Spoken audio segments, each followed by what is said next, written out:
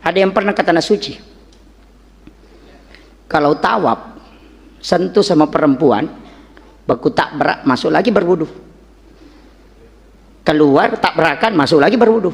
Insya Allah bapak kalau pergi haji pakai mazhabnya Syafi'i, tidak akan haji dan pulang, cuma pergi tanah suci berwudu baru pulang.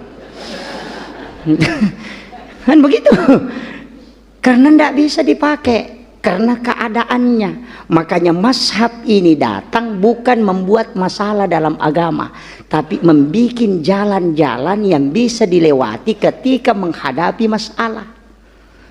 Makanya banyak lorong, bisa lewat jalan besar, bisa lewat lorong. Kalau tersumbat di situ lewat lorong, Ki. Makanya fikih itu mencari jalan keluar. Kalau tidak ada jalan keluar, kita keluar jalan. Itu istilahnya ulama kita.